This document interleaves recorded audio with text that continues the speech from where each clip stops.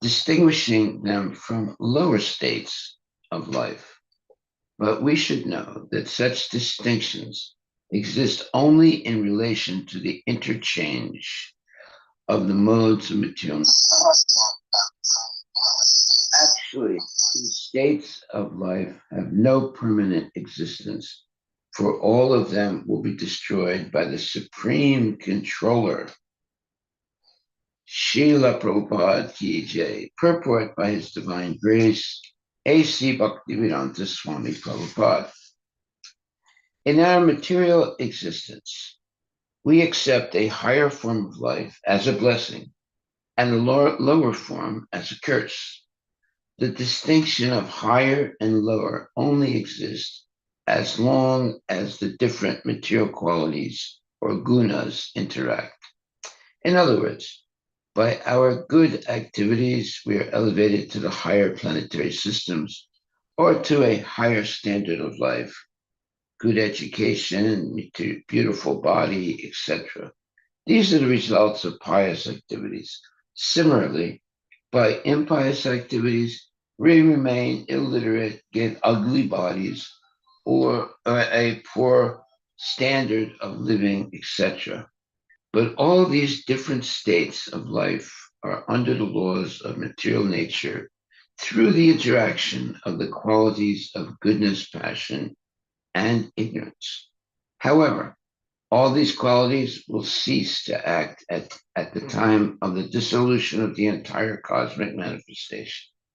The Lord therefore says in Bhagavad Gita 8:16, Abrahma bhuvanal loka punar avartinarijana mam upetya tukunteya punar janmana vidyate.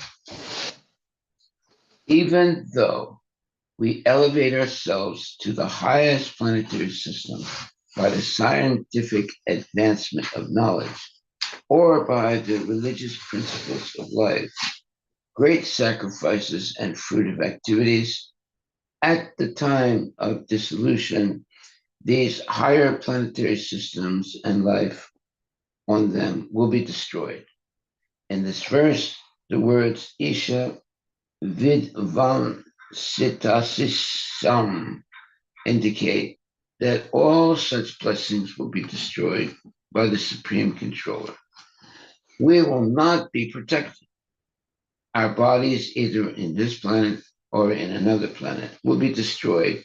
And again, we will have to remain for millions of years in an unconscious state within the body of Mahavishnu. And again, when the creation is manifested, we have to take birth in different species of life and begin our activities. Therefore, we should not be satisfied simply by a promotion to the higher planetary systems. We should try to get out of the material cosmic manifestations, go to the spiritual world, and take shelter of the Supreme Personality of Godhead. That is our highest achievement. We should not be attracted by anything material, higher or lower, but should consider them all on the same level. Our real engagement should be in inquiring about the real purpose of life and rendering devotional service to the Lord. Thus, we will be eternally blessed in our spiritual activities, full of knowledge and bliss. Regulated human civilization promotes dharma, artha, kama, and moksha. In human society, there must be religion. Without religion, human society is only animal society. Economic development and sense gratification must be based on religious principles. When religion, economic development, and sense gratification are adjusted, liberation from this material birth, death, old age, and disease is assured. In the present age of Kali, however, there is no question of religion and liberation. People have taken interest only in economic development and sense gratification. Therefore, despite sufficient economic development all over the world, dealings in human society have become almost animalistic. When everything becomes grossly animalistic, dissolution takes place. This dissolution is to be accepted as Isha Vid Devam Sita Sishyam, the Lord's so-called blessings of economic development and sense gratification will be conclusively dissolved by destruction. Mm-hmm. At the end of this Kali Yuga, the Lord will appear as the incarnation of Kalki, and his only business will be to kill all human beings on the surface of the globe. After that killing, another golden age will begin. We should therefore know that our material activities are just like childish play. Children may play on the beach, and the father will sit and watch his childish play. This childish play, the construction of buildings with sand, the construction of walls, and so many things. But finally, the father will ask the children to come home. Then everything is destroyed. Persons who are too much addicted to the childish activities of economic development and sense gratification are sometimes especially favored by the Lord when he destroys their construction of these things. It is said by the Lord, Yasyaham anagrinami harishe tadganam sanai. The Lord told Yudhishthira Maharaj that his special favor is shown to his devotee when he takes away all the devotee's material opulences. Generally, therefore, it is experienced that Vaishnavas are not very opulent in the material sense. When a Vaishnava or pure devotee tries to be materially opulent and at the same time desires to serve the Supreme Lord, his devotional service is checked. The Lord, in order to show him a special favor, destroys his so-called economic development and material opulences. Thus, the devotee, being frustrated in his repeated attempts at economic development, ultimately takes solid shelter under the lotus feet of the Lord. This kind of action may also be accepted as Isha Vidham Sitasisyam, whereby the Lord destroys one material, destroys one material opulence, but enriches one in spiritual understanding.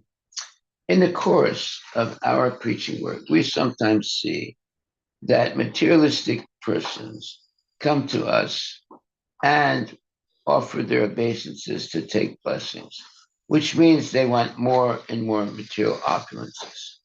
If such material opulences are checked, such persons are no longer interested in offering obeisances to the devotees. Such materialistic persons are always concerned about their economic development.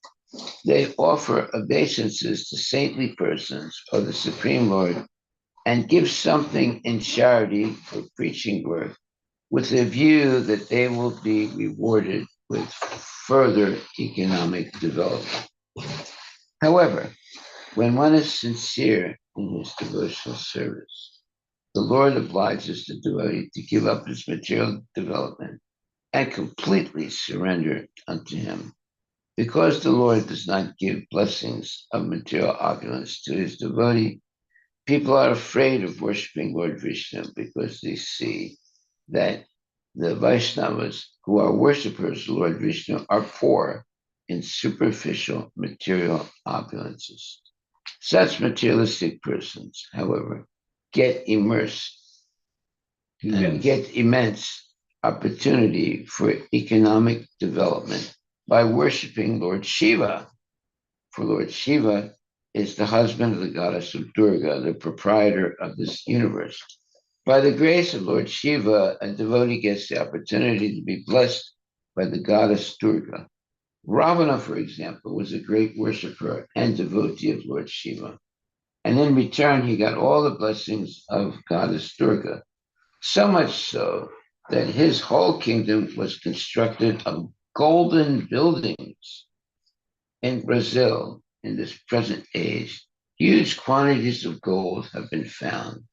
And from historical references in the Puranas, we can guess safely that this was Ravana's kingdom. This kingdom was, however, destroyed by Lord Ramachandra. By studying such incidents, we can understand the full meaning of Isha Vidvamsita Sisyam. The Lord does not bestow material blessings upon the devotees, for they may be entrapped again in this material world by continuous birth, death, old age, and disease. Due to materialistic opulences, persons like Ravana become puffed up for sense gratification. Ravana even dared kidnap Sita, who was both the wife of Lord Ramachandra and the goddess of fortune, thinking that he would be able to enjoy the pleasure potency of the Lord. But actually, by such action, Ravana became Vidvar, Vidvasamrita, yes, Vidvamsita, or ruined. At the present moment, human civilization is too much attached to economic development and sense gratification, and is therefore nearing the path of ruination. Well, you just read the newspapers and you'll see that's happening right now. There's war in one place, there's famine in another place, and there is disease in another place, and there's problems all over the world in every country. And why? Because people are engaged in sense gratification and they're not interested in Krishna conscious activities. And the best example of that was Ravana's kingdom. Ravana was very rich. He had huge quantities of gold that he found in Brazil, in South America, and brought it to his kingdom. But his whole kingdom, all his riches were destroyed by Lord Ramachandra. So that's why it says here, by studying such incidents, in other words, by studying history, we see what? We can understand the full meaning of Isha Vidvam Sitasis Sam. The Lord does not bestow material blessings upon devotees, for they may be entrapped again in this material world by continuous birth, death, old age, and disease. Due to materialistic opulences, persons like Ravana become puffed up for sense gratification. Ravana even dared kidnap Sita, who was both the wife of Lord Ramachandra and the goddess of fortune, thinking that he would be able to enjoy the pleasure potency of the Lord. But actually, by such action, Ravana became Vidvamsita, or ruined. At the present moment, human civilization is too much attached to economic development and sense gratification, and is therefore nearing the path of ruination. Well, these are real statements that are pertinent today. These statements by Srila Prabhupada are the truth. All you have to do is read the news and you'll see whatever Prabhupada is writing here, that's what's happening also in the material world. So Ravana, he was a great worshiper and devotee of Lord Shiva. And because he worshipped Lord Shiva, he received all kinds of blessings from goddess Durga, the wife of Lord Shiva. And he had so much opulence that his whole kingdom was constructed of golden buildings. In Brazil, uh, he also mined huge quantities of gold. And from historical references in the Puranas, we can guess safely that this was Ravana's kingdom. This kingdom was, however, destroyed by Lord Ramachandra. So what good was having, what was the good of having such a big kingdom when it was all destroyed by Lord Ramachandra because of the evil activities of and puffed up activities of Ravana? And Prabhupada gives special, let's say, wisdom here. By studying such incidents, meaning the history of Ravana and his blessings by Durga and Shiva, but then everything was destroyed, and he lost everything, his kingdom, his life, everything. So by studying such incidents, we can understand the full meaning of Isa Vidvam Sita Sisyam. The Lord does not bestow material blessings upon devotees. Why? Because they may be entrapped again in this material world by continuous birth, death, old age, and disease.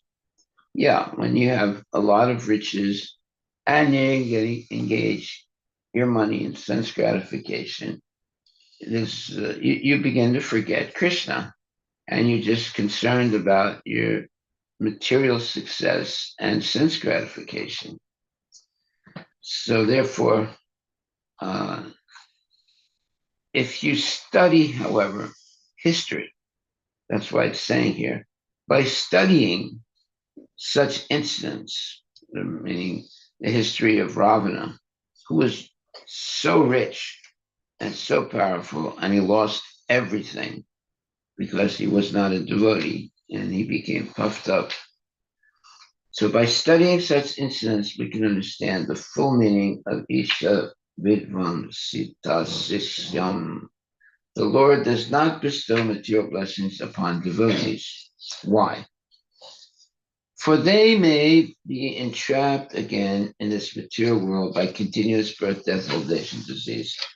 So if one is a genuine devotee, it's not that the devotee is cursed by the Lord to be poor. It's that the devotee learns that the most, let's say, propitious or best way to be Krishna conscious is to be a minimalist, not to be a gross materialist, but to have a minimalist life, like not overeating, not oversleeping, not over uh, getting money, not over sense gratification. And one has to limit these things so that he has time for Krishna consciousness. So in Krishna consciousness, we limit sense gratification and we emphasize more devotional service. So here it says,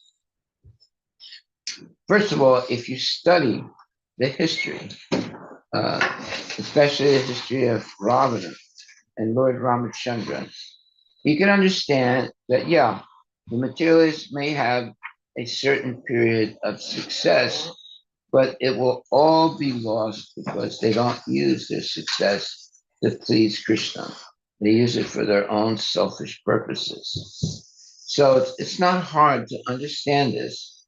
At a certain point, a person may be very prominent. They have material success. They learn how to make a lot of money. But gradually, or more abruptly, they lose everything, and they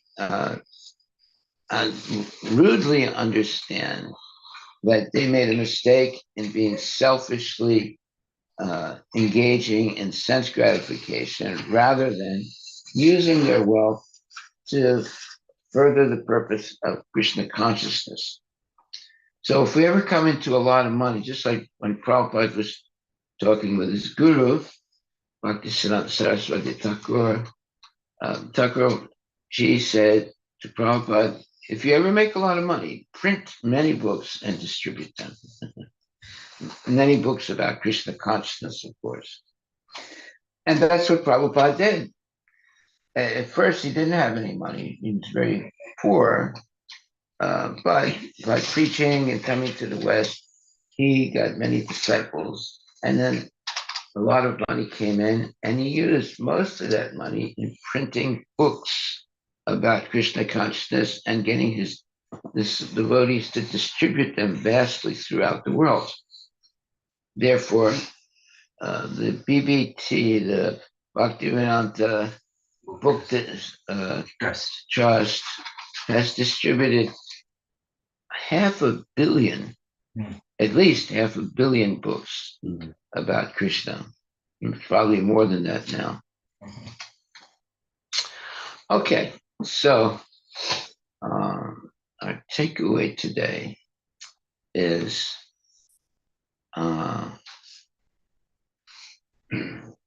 the devotee being frustrated in his repeated attempts at economic development ultimately takes to solid shelter under the lotus feet of the Lord. Now, that's a profound statement because we're not always going to be materially, opulent. And for some people, they'll try very hard to become materially opulent, and they keep failing. So one should not be disturbed by that because the Lord destroys one's material opulences, but enriches one in spiritual understanding. Well, what is spiritual understanding? Well, the first thing is that all material opulences are temporary, and at any point they can be lost.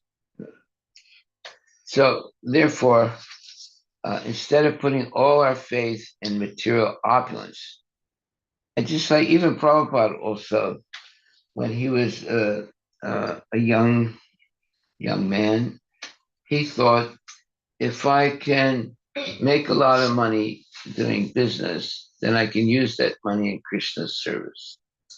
But he worked really hard and went bankrupt, lost all his money. But then he realized that that's not the right path to follow. So he gave everything up and became a completely renounced devotee. And he got involved in preaching, but starting from zero. But then, by preaching Krishna consciousness, he began to get followers. And eventually, he had hundreds and hundreds and hundreds of followers. And they were printing and distributing his books. And he didn't start a business. He simply engaged in preaching and book distribution of his books. And now he got hundreds and millions of dollars, and he used that money in spreading Krishna consciousness. So you have the Bhaktivedanta Swami book program on trust, that prints Prabhupada's books and has them distributed in large quantities. And in this way, he was able to expand the Krishna consciousness movement, starting from zero. And in 11 years, he was able to make hundreds and thousands of devotees, build many temples, and distribute hundreds and millions of books. So as soon as we change our orientation from wanting to enjoy sense gratification to wanting to please Krishna, then even though due to our karma we're not meant to be rich, because now we're engaging in Krishna's service and distributing and preaching Krishna consciousness, Krishna gives us the opportunity to become successful. But that success is not hoarding money and having all our money in the bank. It's in earning money and a lot of money during the day and spending it before the night is over. Spending it in what? Spending it to spread Krishna consciousness, not for sense gratification. So every time Prabhupada had money, he would use it in Krishna's service. He would not put money in the bank. He would put money into printing books and distributing the books about Krishna consciousness. So here it says, the Lord does not bestow material blessings upon the devotees, for they may be entrapped again in this material world by continuous birth, death, old age, and disease. Due to materialistic opulences, persons like Ravana become puffed up for sense gratification. Ravana even dared kidnap Sita, who was both the wife of Lord Ramachandra and the goddess of fortune, thinking that he would be able to enjoy the pleasure potency of the Lord. But actually, by such action, Ravana became vidvamsita, or ruined. At the present moment, human civilization is too much attached to economic development and sense gratification, and is therefore nearing the path of ruination. Yeah, war and sickness and bad weather. So many things are happening today. And we can see with our own eyes that people are becoming defeated by the laws of material nature because of their preoccupation with making money and spending it for sense gratification rather than making money and using it in the service of Krishna. Why do we say this? Because Krishna is the proprietor of everything. So if he gives us a chance to accumulate wealth, we should use that wealth in the service of Krishna, because that's who is the actual proprietor of that money, is Krishna. And if he gives us a chance to accumulate money, we should use it in his service. Otherwise, we will lose it. In other words, use it or lose it. So here it says, by studying such incidents, we can understand the full meaning of Isa Vidvam Sita Sisam. The Lord does not bestow material blessings upon the devotees, for they may be entrapped again in this material world by continuous birth, death, old age, and disease. Due to materialistic opulences, persons like Ravana become puffed up for sense gratification. Ravana even dared to kidnap Sita, who was both the wife of Lord Ramachandra and the goddess of fortune, thinking that he would be able to enjoy the pleasure potency of the Lord. But actually, by such action, Ravana became vidvamsita, or ruined. At the present moment, human civilization is too much attached to economic development and sense gratification, and is therefore nearing the path of ruination. So, if we're fortunate enough to be able to accumulate money, we should use it in Krishna's service. You need to have a certain amount of money to maintain your family, but we should not become stingy and puffed up to have a big amount of money in the bank. There was this one man who uh, didn't trust anyone. So uh, he would make money. He didn't trust banks either. So he would make money, but he would go out into the forest and put the gold and the trink and the different types of jewels and other things and cash also in a box that he was keeping in the forest, and he would secretly go regularly, like once a month, and put his wealth in this box. And then he had dug a big hole, and sometimes when he didn't have any money to put in the box, he would still go to the box and just put his hands on top of the earth that's covering the box, and just so that he could uh, feel the vibe of the box. That's how crazy he was. So there was this one man who was very poor. He was a dacoit, but he was living in the forest. And he noticed this man would come once a month into the forest where the dacoit lived. And the dacoit would secretly watch what he was doing.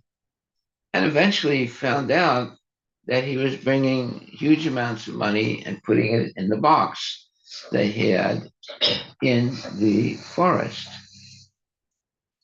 So after some time, the dacoit, when the man was not present in the forest, he emptied all the money that that man had collected and put dirt in the box, and uh, and then he waited to see what was going to happen. And a month later, that man came into the forest, and he dug up the hole where the box was. And when he opened it, it was full of dirt and not money.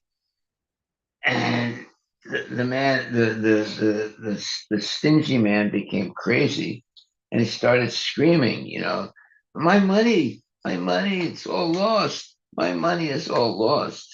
Because what he would do is he would come, put more money in the box, then cover the box with dirt, and then he would like put his hand on the box and go, ooh, ooh, ooh, ooh, feeling ecstasy. So, this dacoit, he stole all the money and just put dirt into the box.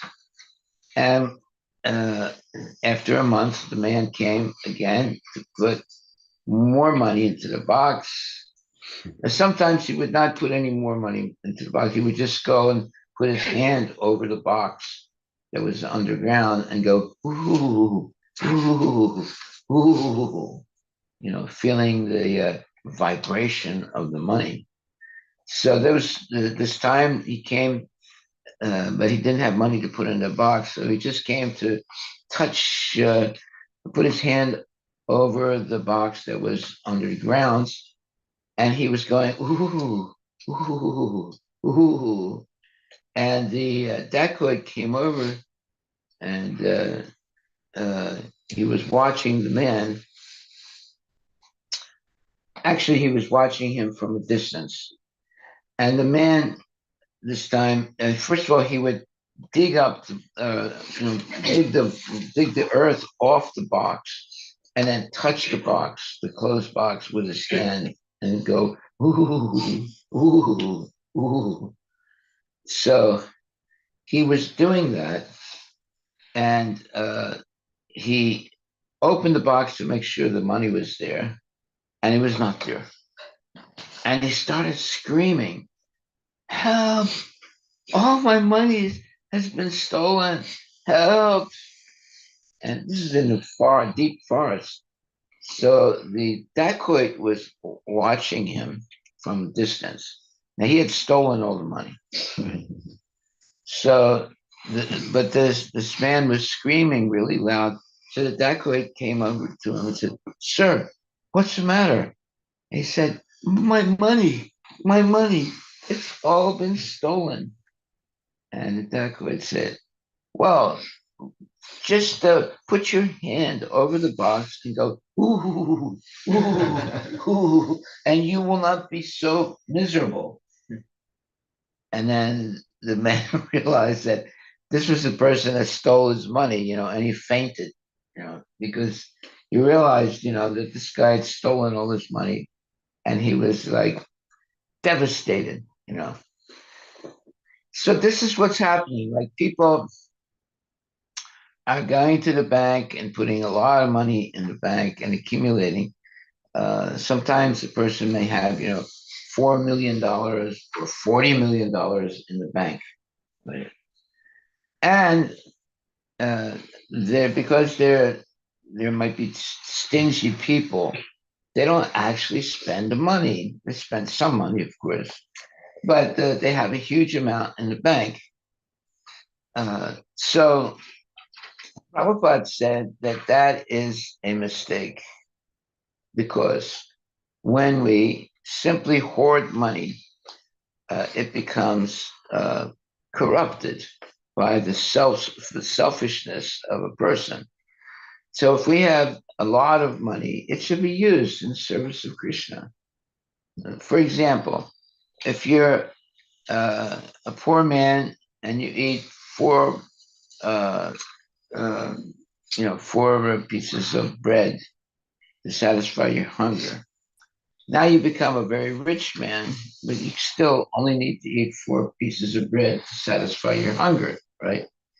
And so, uh, whenever we are blessed to have a lot of money, we should use it in the service of Krishna.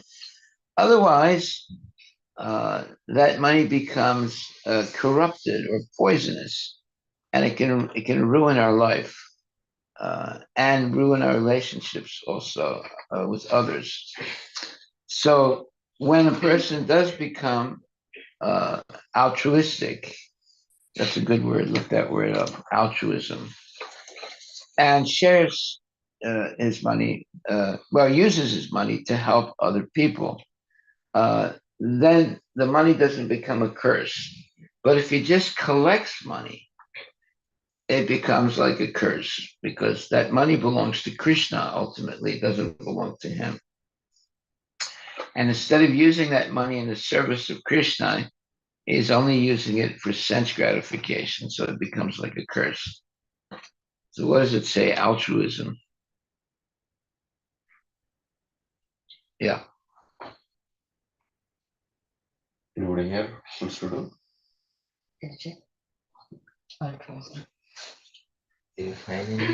What?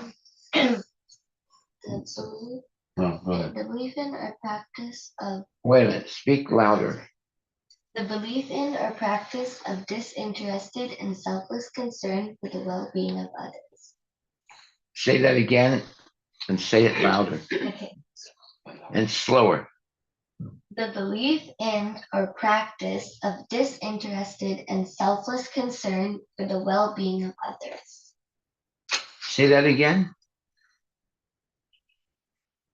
The belief in or practice of disinterested and selfless concern for the well-being of others. Yeah, yeah. Selfless. In other words, one is not interested in, in collecting the money and using it for their own sense gratification.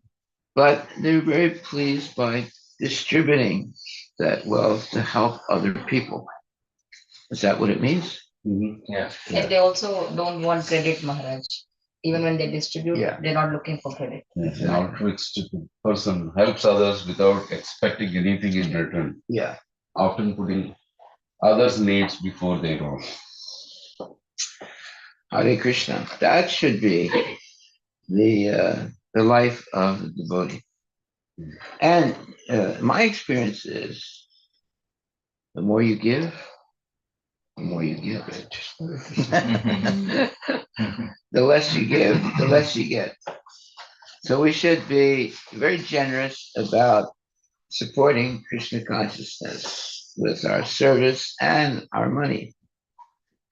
That way, money is not an enemy, it's a friend that's being used correctly to help society. Okay. So here it says, Ravana, for example, was a great worshiper and devotee of Lord Shiva. And in return, he got all the blessings of goddess Durga. So much so that his whole kingdom was constructed of golden buildings. In Brazil, in this present age, huge quantities of gold have been found.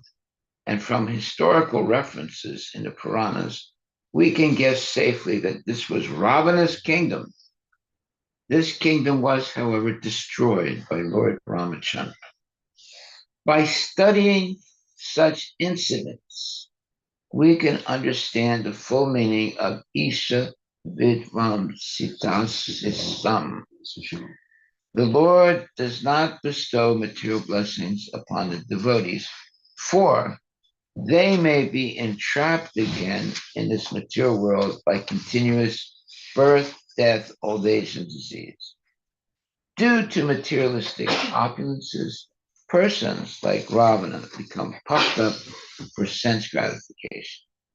Ravana even dared kidnap Sita, who was both the wife of Lord Ramachandra and the goddess of fortune, thinking that he would be able to enjoy the pleasure potency of the Lord. But actually, by such action, Ravana became Vidvamsita, or ruined. At the present moment, civilization is too much attached to economic development and sense gratification, and is therefore nearing the path of ruination. Okay, so this is real knowledge. And we have many instances in the history of the world that support the, let's say, the ruination that takes place when people become very stingy and very puffed up by their wealth and they don't use it to support Krishna consciousness or to expand Krishna consciousness. They use it only for their sense gratification. Then they run into a lot of problems in life. So Ravana became Vidvamsita, or ruined. Why? Because he tried to kidnap Sita Devi, the goddess of fortune, and thinking that he would be able to enjoy the pleasure potency of the Lord. Yeah, that all money and all wealth actually belongs to Krishna. Krishna is the supreme proprietor of everything. So therefore, if we're blessed by Krishna to have a lot of money, we should use it in Krishna's service. If we don't, then eventually it becomes like a poison to us. And we begin to have a lot of things that go wrong. Like, for example, there was this one very, very rich man, and he had a lot of money in the bank, and he had one son, and the son, he purchased an airplane for the son, and the airplane crashed and his son died. And it devastated him. He never recovered from that loss of his one and only son. And whose fault was it? Also, I knew this one family. They were relatively rich, and they had two sons. And the older son, when he was 16 years old, his father bought him a BMW, brand new BMW car, which are, really powerful cars. And in 3, 4 months, the boy was dead.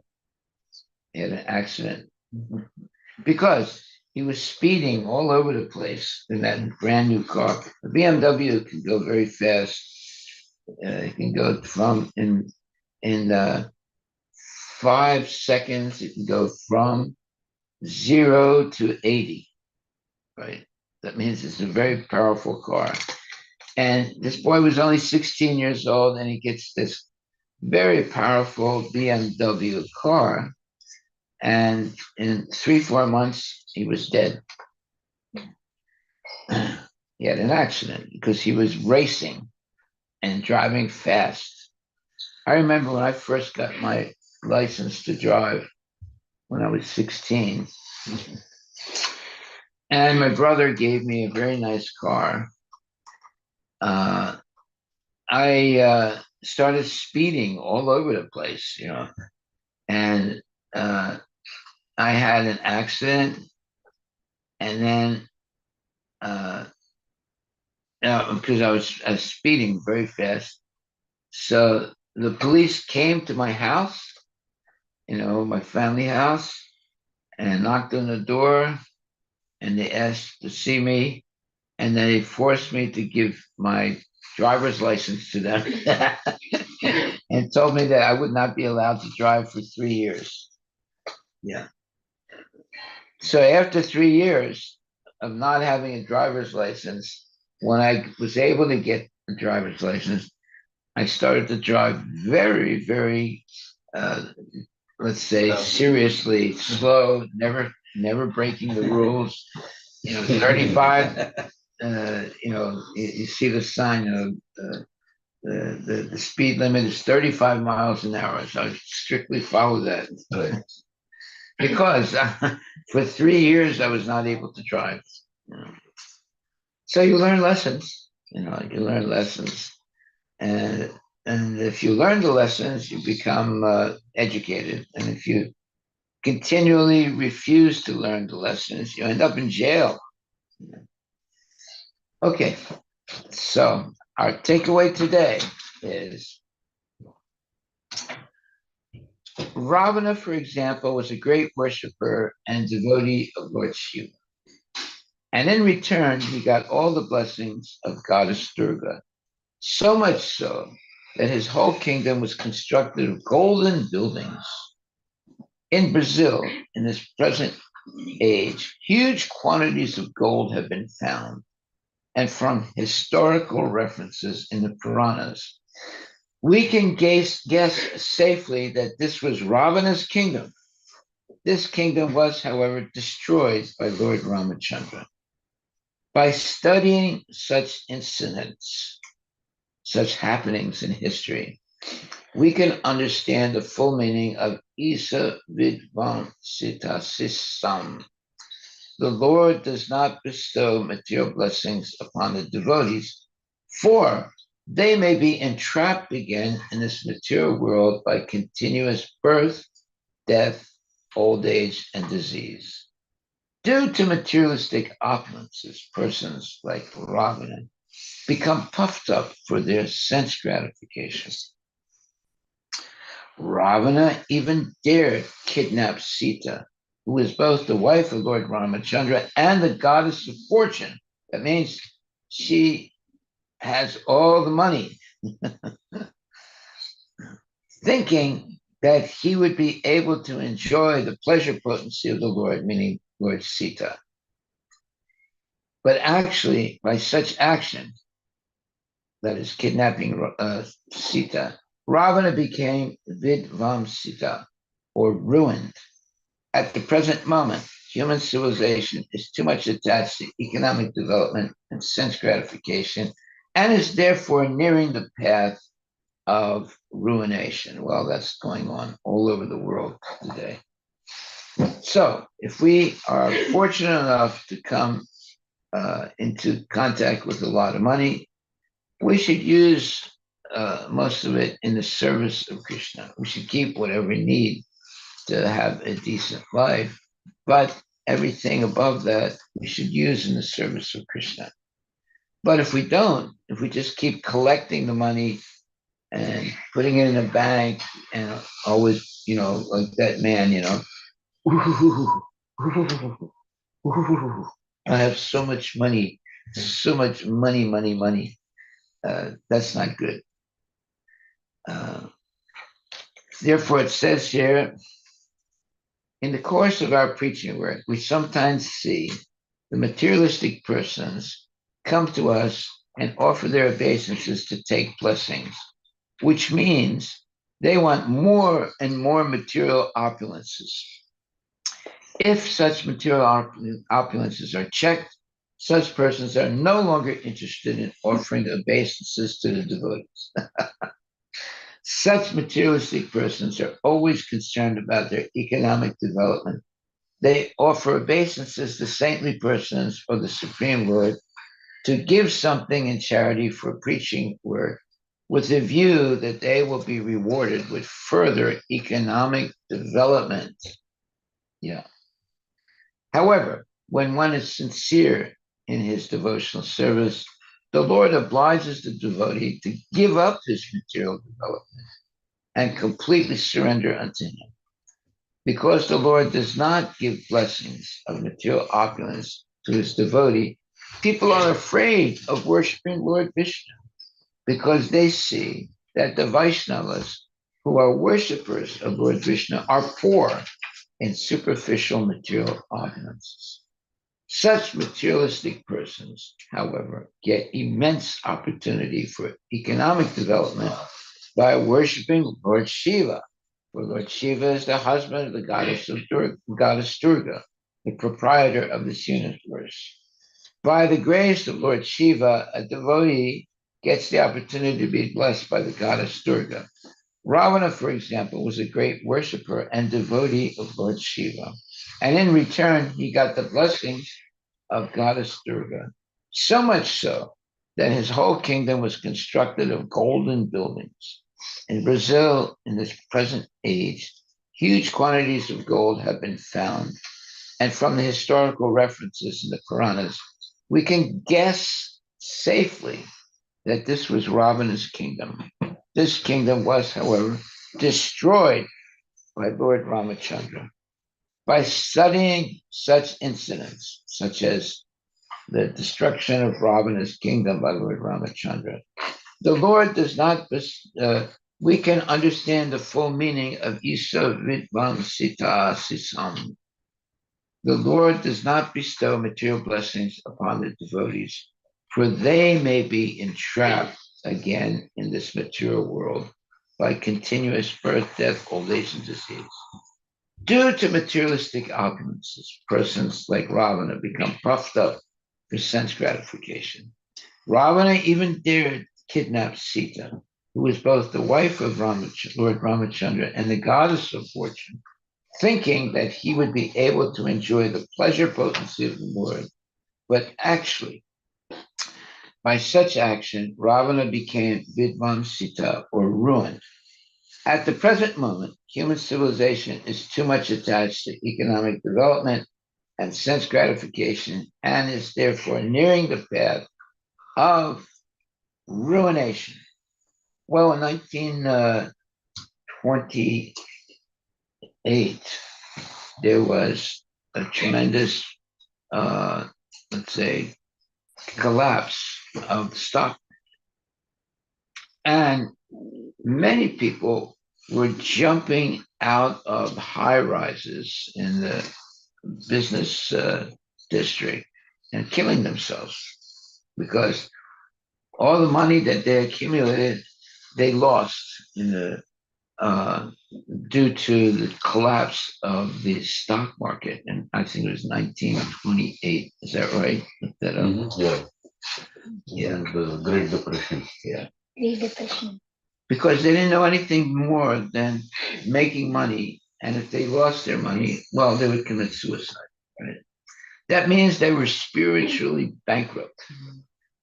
Even if you lose your money, so what? You can work honestly and still make a living, right?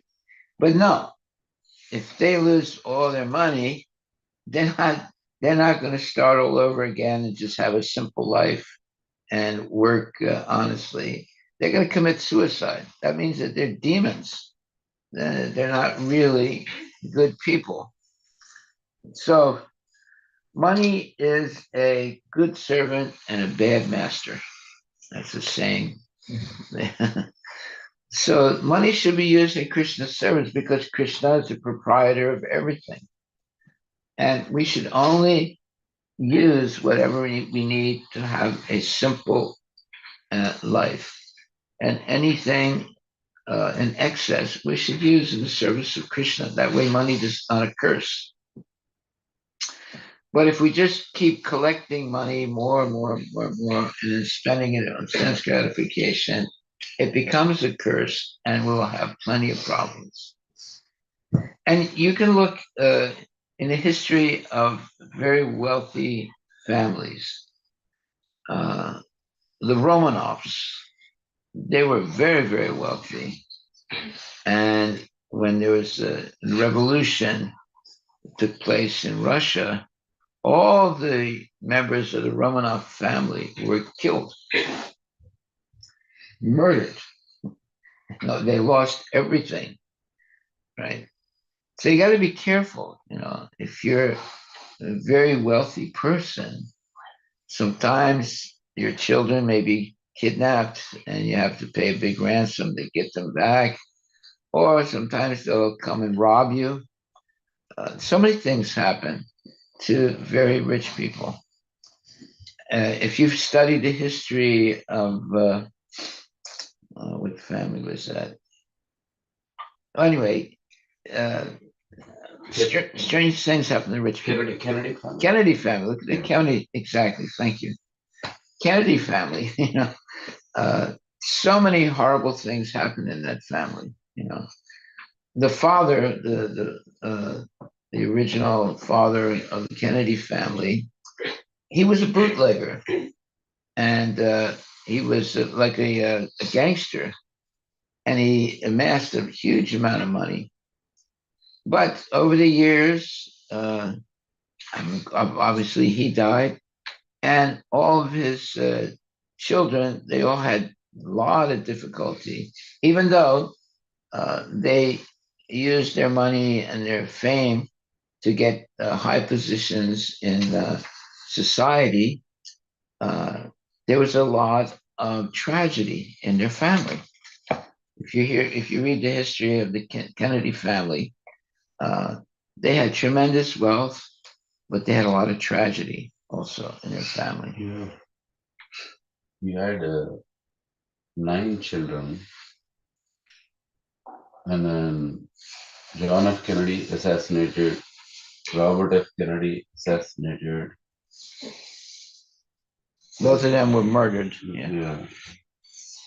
And Ted Kennedy, I think he was recently also, I mean, he's alive, but No, he was messing around with some woman. Yeah, exactly. So he was and then there was an scandal. accident, and his car went into a river or something, and he didn't try and save the woman. She died, and he only saved himself.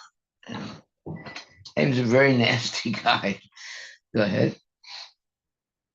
Yeah, their family has a lot of, even I think the son of John F. Kennedy, he also died in an accident, a plane accident.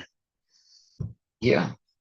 So numerous plane crashes, health issues affected this whole family. And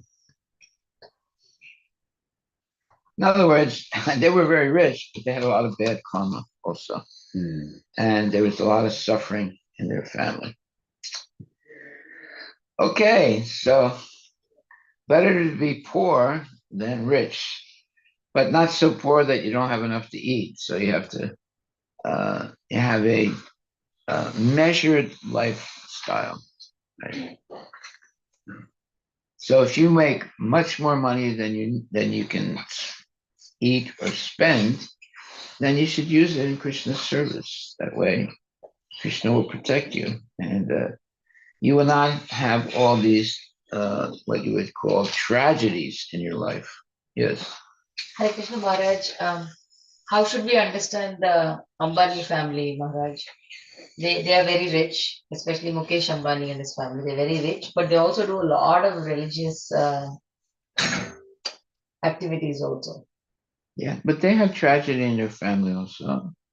One of the Ambani family, a young man, a young son died, right? No, he didn't die, but he got bankrupt. And so the two brothers, so they wanted to split the wealth. The younger son only wanted to force the wealth to be split. Yeah, the And mother took side with one of the sons. Yeah, the elder son. And they were fighting in court and everything. Yeah, and but they split. She decided to split, but then almost like about 40 billion at that time. Yeah. Equal split. Different industries were separated for each of the sons. Yeah. And the young son, within like about 6 to 10 years, he ran that whole wealth down to the zero. Went bankrupt. Yeah, and the mother was on his side. The elder son. She was on the right son's side. Okay. But she was forced to split the family wealth because otherwise the young son was, and he was married to some celebrity, film actress, and I mean he was pampered and he was no values. Whereas the elder son is respected and it's more spiritual. Okay. His wife also spiritual. Yeah. Lot. And a lot of philanthropic work also. The elder one. So there's an example of what happens Two brothers, but when you don't use the money correctly. Yeah. Vice versus virtue. Yeah. We can clearly see right in one family. You can see the contrast of how following dharma protects your wealth and well-being, whereas the other person lost within the same lifetime. I think that because in that case, like he wasn't following that man, Yeah. right? He was going after sense family. But even the older family, Maharaj, the ones who now, like let's say they got 40 billion, now they made maybe 400 billion or something, right? They also do a lot of sense gratification, it looks like, but they also do a lot of religious practices. Right. They figured it out. That's what it was. I think give more, get more. So Yeah.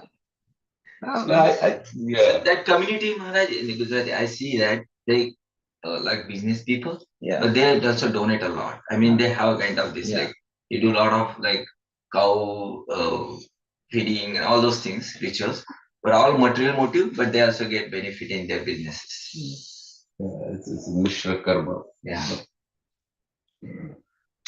Okay, so now if you have a lot of money, you should spend it also for good purposes, such as spreading Krishna consciousness. Otherwise, it can become a curse rather than a blessing. Haribol. Okay, so I think we'll stop right there. And our takeaway: by studying such incidents, in other words, by studying history and seeing what happens to people who follow Krishna consciousness sincerely and others who don't follow Krishna consciousness, by studying such incidents, we can understand the full meaning of Isa Vidvam Sitasisam. The Lord does not bestow material blessings upon the devotees, for they may be entrapped again in this material world by continuous birth, death, old age, and disease. Due to materialistic opulences, persons like Ravana become puffed up for sense gratification. Ravana even dared kidnap Sita, who was both the wife of Lord Ramachandra and the goddess of fortune, thinking that he would be able to enjoy the pleasure potency of the Lord.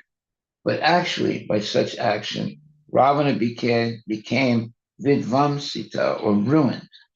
At the present moment, human civilization is too much attached to economic development and sense gratification, and is therefore nearing the path of ruination.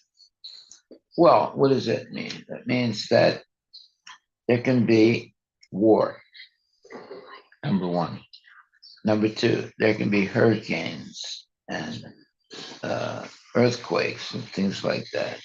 There can be car accidents. There can be, uh, let's say, thieves.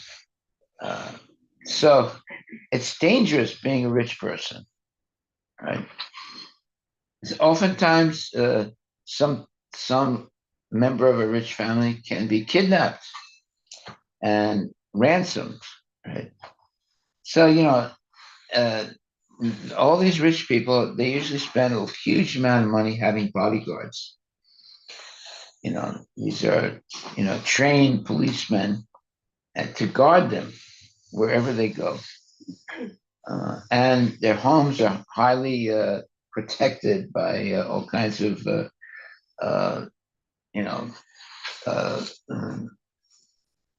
what do you call guards, as well as uh, material things that protect people, so that because they can be robbed, just like what was it? Who was that? Um, the this is one famous nonsense woman. Marilyn. No, she went somewhere, and Kim she Kardashian. was robbed of like $20 million, Kim, bracelet. Kim Kardashian. Kim Kardashian. Right. Yeah. So why would she wear such a thing? Yeah, it was nicely maneuvered. Well, anyway, that's what happens when you're greedy. Okay, thank you very much, my dear devotees. Don't be greedy, and don't be a hoarder. Be a servant of the Lord, and always use your blessings in the service of the Lord. Sorry. Don't be greedy, help the needy. Okay. Very, very good. Well, we're helping the needy. A lot of Yes. food trucks, some of these.